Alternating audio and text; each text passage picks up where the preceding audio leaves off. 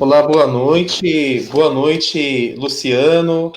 Boa noite a todos que estão nos acompanhando aqui nessa nossa live de quinta-feira. Quero acolher todos muito bem, né? Receber, agradecer a participação de todos vocês que já estão entrando, já estão começando a participar. Pedir para que vocês não esqueçam de compartilhar com seus amigos, compartilhar aí no seu WhatsApp, no seu Facebook, que nós estamos participando aqui da live. Não deixe de colocar lá o seu comentário, a sua curtida, né, que isso é muito importante aqui para o nosso trabalho, isso é muito importante aqui para o nosso crescimento. Hoje, o nosso convidado é o Luciano, né? Desculpa, eu acabei atropelando aqui, mas falei boa noite, Luciano, seja bem-vindo. Eu quero dizer, antes de mais nada, que estou muito, mas muito contente mesmo em você poder estar participando conosco, né? Contribuindo aí com a nossa live. Seja muito bem-vindo. Gostaria que você pudesse fazer uma breve apresentação para nós falarmos antes de nós falarmos desse tema tão importante aí que nós selecionamos. Olá, Marcos, boa noite. Também estou muito feliz nessa noite de poder participar contigo dessa live. Um tema tão bacana, tema que eu gosto muito, até porque faz parte da minha vida. Sou professor de História há mais de 20 anos, né? Amo essa disciplina e quero poder ajudar a você e a todos aqueles que estão nos acompanhando nesse momento. Sou de Jandira, sou casado, né, há 20 anos, tenho 2 filhos e estamos aí. Vamos fazer uma live bem proveitosa. Claro que sim, claro que sim. Né, o pessoal já está entrando, já está dando aqui os boa noites, né? Já está aqui o Ivan, seja bem-vinda, Elaine, obrigado por estar participando, a Dani. Bom, enfim, a gente vai apresentando aqui. Luciano, o nosso tema hoje é a história do Brasil e a fé cristã. E para a gente começar a abordar esse tema, eu gostaria de perguntar para você qual é a grande importância do cristianismo para o mundo nos dias de hoje? Marcos, boa pergunta. Quando a gente fala de cristianismo, primeiramente eu queria trazer a seguinte linha. Tem muita gente que acha que ser cristão hoje é ser atrasado. Muitas universidades, de certa forma, acabam distorcendo a imagem do cristianismo. Muita gente acaba tendo uma visão errada do cristianismo e até mesmo da igreja, né? Então, tudo que eu vou estar partilhando, é claro, nosso tema é muito curto, mas tudo que eu vou estar trazendo aqui é embasado em dados históricos e em cima de pesquisa de historiadores, não é nada do que eu estou tirando da minha cabeça. Então, a primeira coisa, o cristianismo ele é muito importante para a história do mundo, desde quando ele nasceu com Cristo. E quando se fala de cristianismo, até mais ou menos 1500, nós nos referimos à Igreja Católica. Tá? Sim. Porque o nome de cristianismo até 1500 era Igreja Católica. A partir de 1500, com a Reforma Luterana, nasce as igrejas evangélicas. Então, existe um bispo americano chamado Fulton Sheen, e tem uma frase muito interessante que ela pode ser muito usada hoje no contexto brasileiro. Ele diz bem assim, é claro, é referente aos Estados Unidos, mas vale para nós também. Ele diz assim, talvez haja nos Estados Unidos umas centenas de pessoas que odeiem a Igreja Católica e o cristianismo, tá? Mas há milhões de pessoas que odeiam o que erroneamente supõe que seja o cristianismo e a igreja. As pessoas que hoje criticam o cristianismo e criticam a igreja, criticam por algo que aprenderam errado. Aprenderam de forma errônea. Então, infelizmente, poucos conhecem corretamente a história da igreja, conhecem de forma distorcida. Muitos professores universitários hoje, eu vivi isso quando eu estudei, foram formados em cursos que, de certa forma, são adversos à igreja e têm distorcido muito o conteúdo quando é referente ao cristianismo e à igreja. Tem Sim. um doutor, um professor de Harvard, veja, eu estou falando de um professor de Harvard, de uma faculdade super conceituada americana. engano. Dr. Thomas Hoods. E Ô, ele diz bem Luciano, assim. você está falando aí do Dr. Thomas. Eu queria só pedir para você ver se tem como você aumentar um pouquinho mais o seu telefone. Está vindo muito baixo, o volume, né? Está vindo muito baixo para nós. Melhorou? Melhorou, graças a Deus. Tá. Então, o que acontece? O Dr. Thomas Hoods, ele diz o seguinte: bem mais do que o povo tem consciência, o cristianismo, através da Igreja Católica, mudou toda a civilização que nós vivemos e o povo que nós somos hoje. E ele diz bem assim: ela eliminou os costumes repugnantes do mundo antigo, o infanticídio, e depois da queda de Roma, ela restaurou e construiu a civilização que nós existimos hoje. Marcos, nas últimas décadas aí, nós temos mais de 50, 60, 70 historiadores renomados de nome, muitos deles não cristãos, que defendem e dizem da importância da igreja e do cristianismo para a história. O próprio professor Thomas Hoods, nós temos um professor chamado Edward Grant, que também defende a importância. Só para você ter uma ideia, quando você disse assim, qual que é a importância do cristianismo para os dias atuais? Muitas instituições que nós temos hoje existem graças à igreja. Por exemplo, as universidades. A Universidade de Sorbonne, na França, foi fundada pela igreja. De Oxford, na Inglaterra, foi fundada pela igreja. De Salamanca, na Espanha. Bolonha, na Itália. La Pienza, na Itália. Foram todas universidades fundadas pela igreja. Olha que coisa fantástica.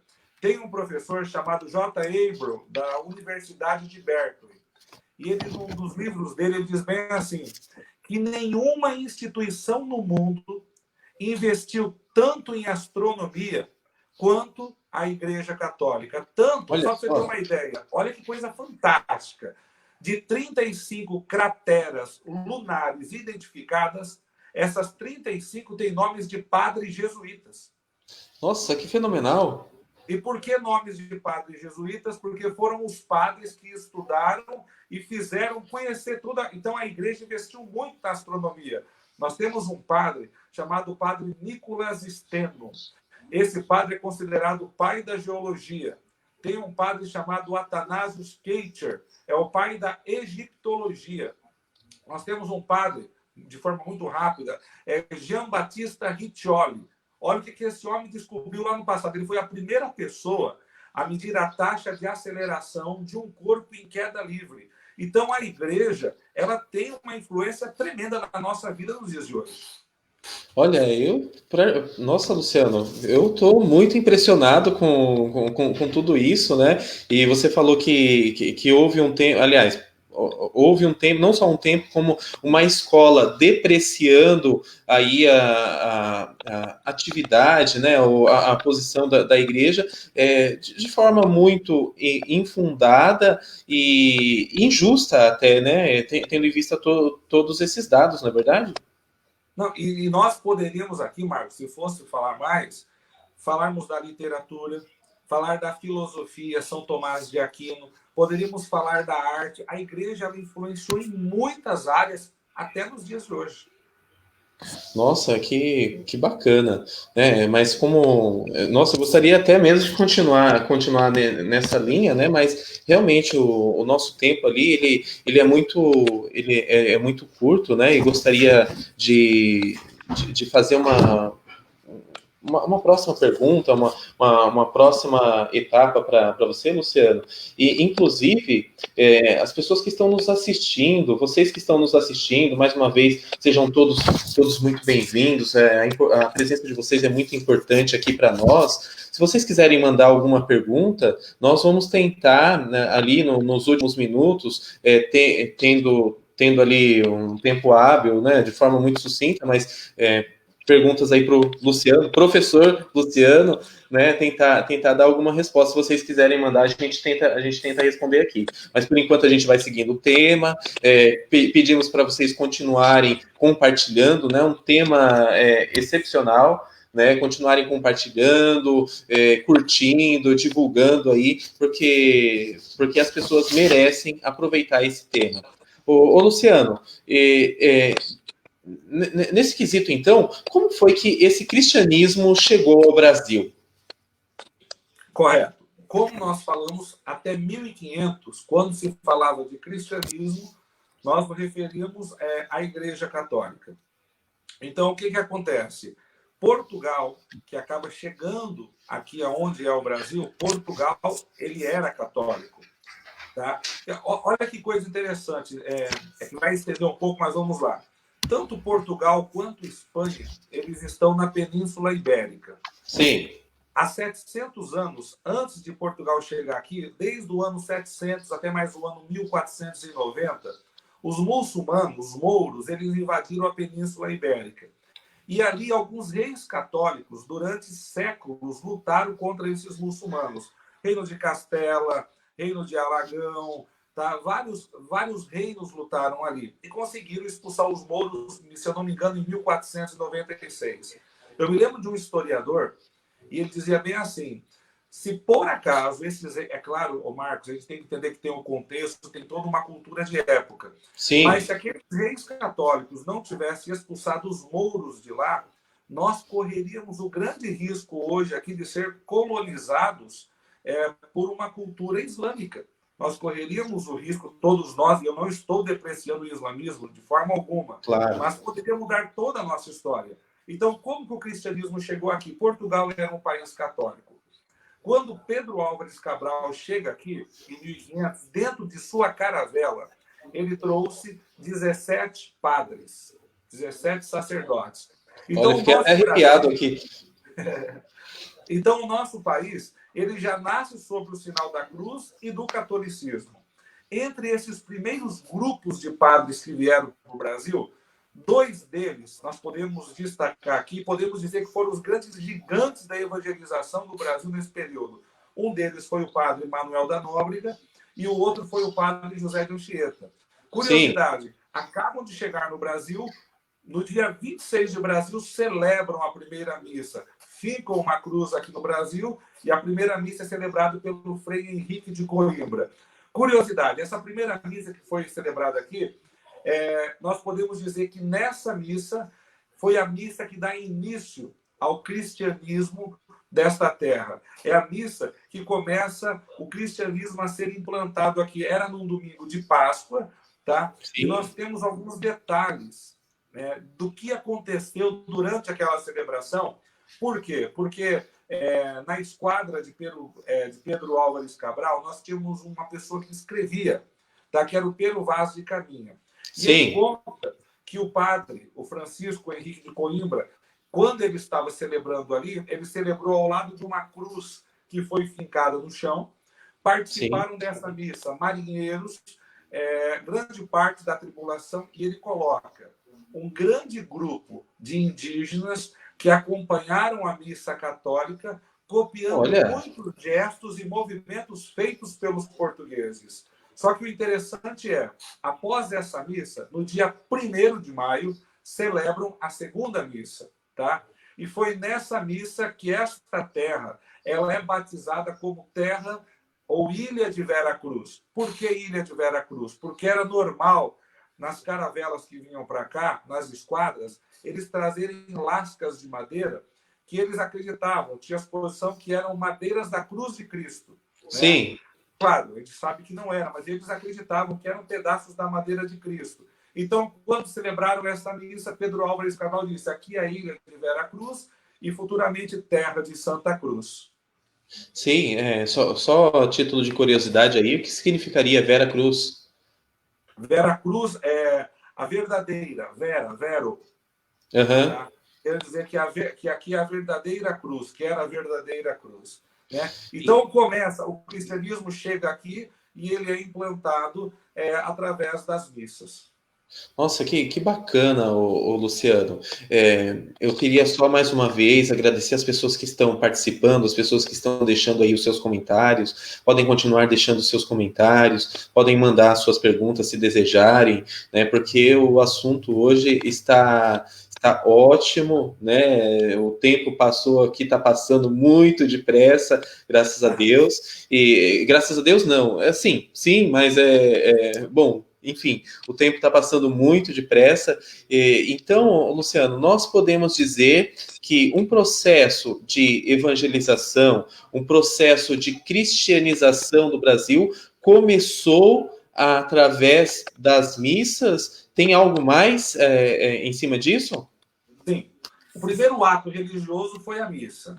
Porém, como eu disse para você, veio ali 17 padres, né? Só que começou a vir, e o bacana é que veio uma ordem religiosa, que são os jesuítas, a Companhia de Jesus. Marcos, isso é fenomenal.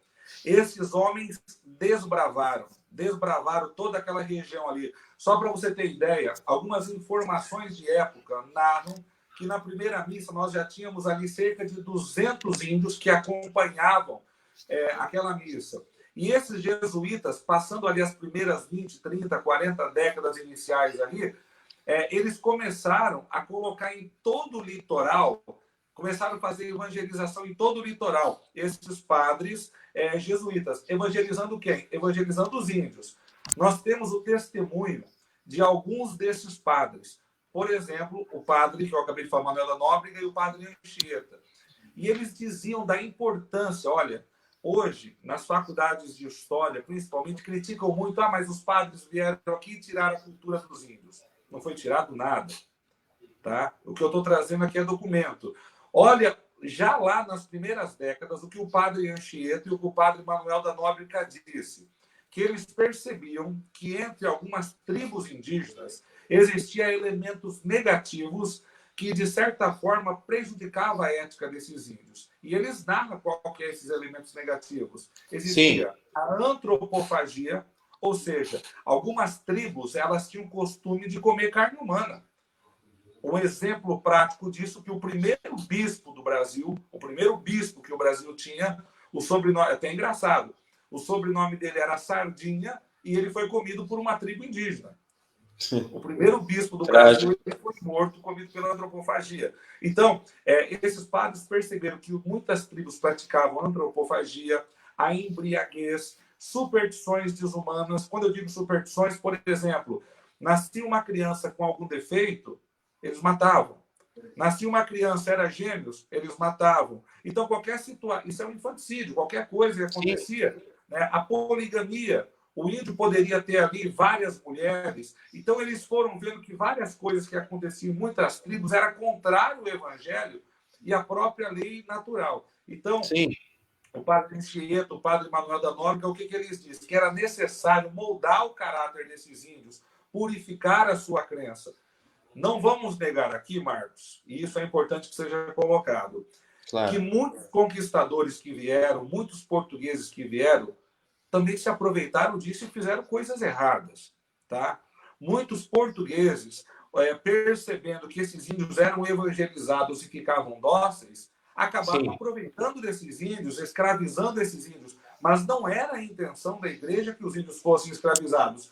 Você tem uma ideia que a igreja, quando percebe que índios começam a ser explorados, a igreja ela sente a necessidade, tá, de ter dois trabalhos de evangelização, um com os índios e o outro com os colonizadores ambiciosos. Para você ter uma ideia de como a igreja ela não veio, o cristianismo não veio para explorar e para escravizar, mas para evangelizar, nós temos dois relatos de época, de dois papas de época. Um deles é o Papa Gregório I. Quando ele percebeu a evangelização, estou falando lá do ano 1530, 1540, que ele percebe a evangelização dos índios, ele diz bem assim, olha só, narrado pelo Papa no início, que os templos dos nativos, isso é a palavra do Papa Gregório, o templo dos nativos dos índios não devem ser destruídos, pois cristianização não é exterminação de cultura. Temos um segundo Papa da época, que é o Papa Paulo III, de 1537. E ele escreve duas bulas. A primeira, a bula Veritas Ipsa, que ele condena a escravização de índio. E na segunda bula, Sublime Deus, ele declara que é herético a opinião de que os índios eram irracionais, incapazes e não podiam ser cristianizados. Por que eu estou falando isso? Talvez eu vou falar até de forma muito rápida. Na Europa, tinha-se a visão de que índios não era gente. Que índios, para vocês terem uma ideia, existem livros de época aonde o índio brasileiro ele era feito com chifre e com rabo. Querendo dizer que o índio, é verdade, que o índio era um animal, que o índio era um monstro, então ele era incapaz. Não, o Papa Paulo E isso, desculpa te interromper, mas isso para pessoas do outro lado do oceano não tinha visão que existiam pessoas aqui, né? Sim, sim. E o Papa Paulo III ele diz: não, isso é herético. Esses índios são racionais, eles são capazes e eles têm plena condição de serem cristianizados, de serem evangelizados. Então a igreja desempenhou um papel fantástico de evangelização. Não para tirar a cultura deles, mas para tirar aqueles valores negativos que o padre Manuel de Nóbrega e o de Anchieta colocou em alguns documentos. Sim. Luciano, eu queria só aproveitar e abusar do seu conhecimento, perguntar um pouquinho antes, né? Você voltar um pouquinho no assunto. Você falou que na caravela de Cabral vieram aí 17 padres, né? Inclusive eles traziam ali consigo, não os padres, né? Mas não sei se chama tripulantes dentro de um navio, os marinheiros, etc. Eles traziam ali o que eles consideravam relíquias, né? Como pedaços ali da cruz, exatamente. Mas imagina, saindo da Europa, né? Com a tecnologia da época, com 17 padres a bordo, numa caravela, não sei se tinham nas outras também, não era somente uma questão supersticiosa, né? Tinha um interesse de levar o cristianismo mesmo, né? Não, para você ter uma ideia, acontece o concílio de Trento, ali em 1500 e alguma coisa, e o concílio de Trento, né, ele, através da ordem dos jesuítas, a Companhia de Jesus, ela acaba tendo essa missão de ir para esses continentes evangelizar, povos que não conheciam. Então, eles vieram para evangelizar. Marcos, existe um filme muito verídico, eu recomendo para quem quiser assistir. É um filme... Anota aí, pessoal. É um filme, eu acho, lá da década de 90, chamado A Missão. Ele é até com aquele ator, ele é italiano, mas mora nos Estados Unidos, Robert De Niro. E ele mostra o trabalho dos padres jesuítas lá no ano 1700 e pouquinho, aqui na fronteira do Brasil, Argentina e Paraguai. E eles mostram, Marcos, como o filme já começa com um padre sendo jogado por cima da cachoeira pelos índios. Tá? A sede daqueles homens de evangelizar esses índios era tremendo. Os padres vê o padre morrendo e falam: não, eu vou lá. E ele sobe lá apenas com a cara, a coragem, um terço na mão, uma biblinha numa bolsinha. E aí o Ivan colocou: filme A Missão. E ele vai tocando música, ele vai evangelizando, ele é acolhido. E eles formam, no meio daquelas florestas, obras extraordinárias. Ao ponto, veja, o pessoal fala, mas os padres queriam escravizar os índios. Os padres eram a favor dos portugueses e dos espanhóis.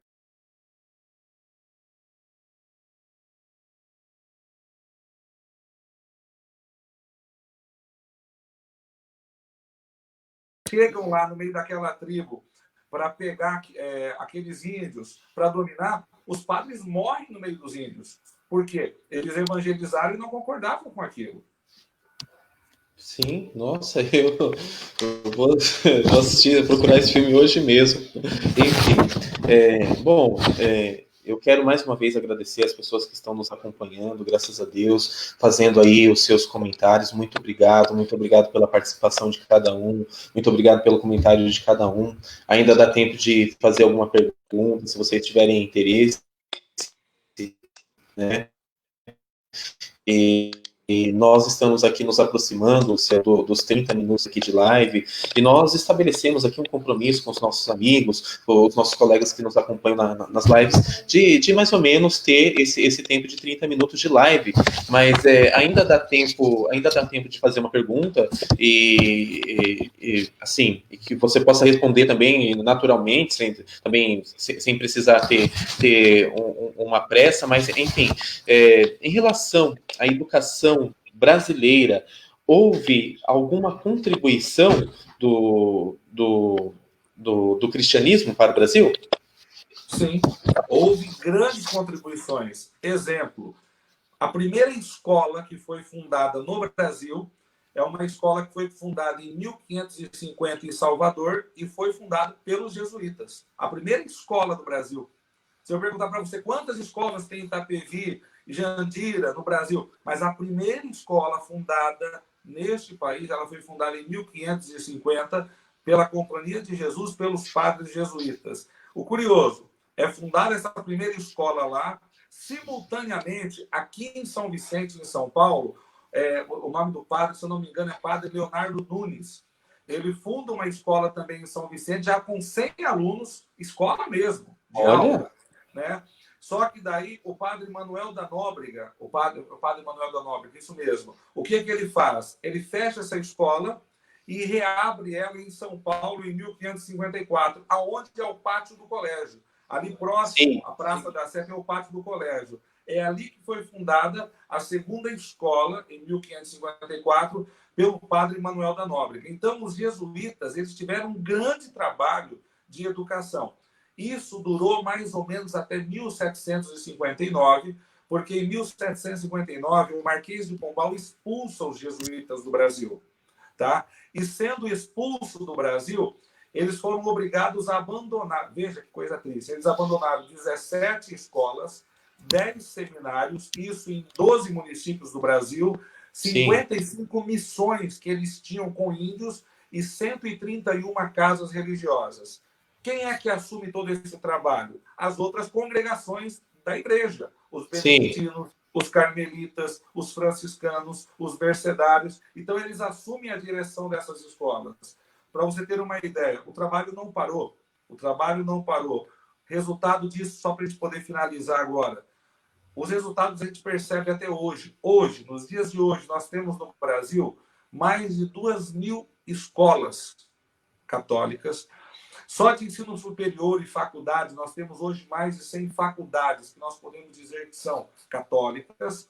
Ô Marcos, eu estou citando aqui a Igreja Católica, mas a partir também de um certo momento, e é bom a gente deixar isso bem claro, os evangélicos também começaram, os protestantes começaram a vir para cá e eles também tiveram a sua contribuição muito Sim. grande, importante na evangelização e nos meios sociais. Mas como estou falando agora em relação à Igreja Católica, as próprias santas casas de misericórdia, hospitais ligados à Igreja Católica hoje, só no Brasil, são mais de 3.000. São mais de 3.000. Nós temos uma pastoral na igreja, quem está nos ouvindo provavelmente conhece, que é a Pastoral da Criança. A Pastoral Sim. da Criança hoje, por mês, eles atendem 1.200.000 crianças hoje. A Pastoral do Idoso, por mês, hoje no Brasil, atendem 2.600.000 crianças. As obras sociais, relação à comida, albergue, fome, todo o trabalho que a igreja faz social, não estou falando de evangelização, estou falando de social, hoje, por mês, no Brasil, ultrapassa 39 milhões de pessoas, uma média mais ou menos de 11 milhões de famílias que são atendidas por mês. Ô, Luciano, seria correto dizer então que um trabalho, uma intenção de cristianização ou evangelização, ela causou uma consequência de inúmeros benefícios sociais para um país, o nosso país, para a nossa nação? Sim, sim, a vinda do cristianismo para o Brasil transformou. Nós adquirimos toda uma cultura, uma moral, né?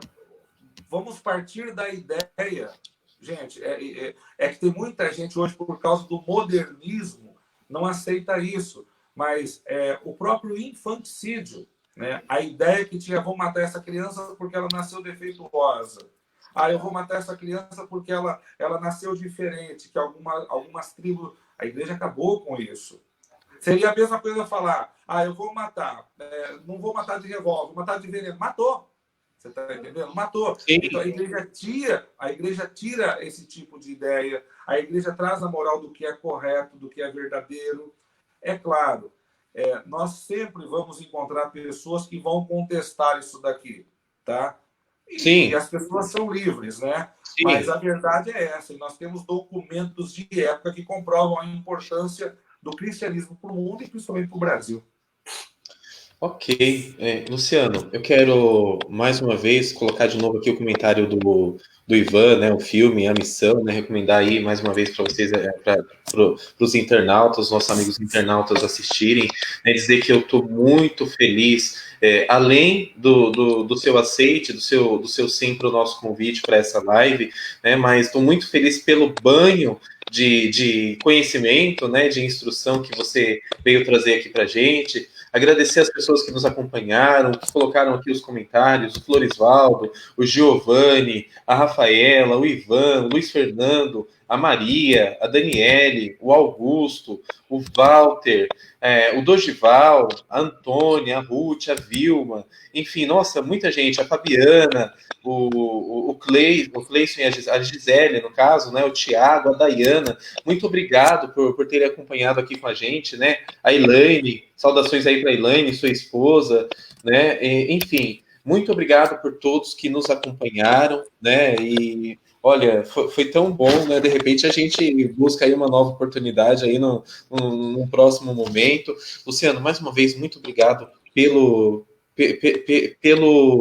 seu aceitar, né, pelo seu sim para essa live, que foi muito bom para a gente. Eu tô até sem palavras aqui, né, para me expressar, para agradecer, mas de fato foi um momento muito bom aqui de partilha. Eu que agradeço, Marcos. Para mim é uma grande alegria poder estar com vocês. Você é uma pessoa querida, uma pessoa que eu gosto muito.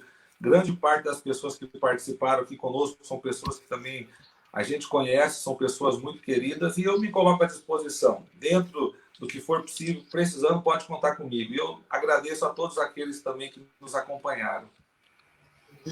E assim, finalizando aqui o comentário da Daniele, né, deixou um gostinho de quero mais. Pessoal, muito obrigado por ter participado aqui conosco. Depois eu vou comentar lá responder os comentários aí de vocês. E obrigado mais uma vez, Luciano. Boa noite a todos e até a próxima live na quinta-feira que vem. Tchau, tchau, Luciano. Tchau, até Tchau, mais. tchau. Com Deus.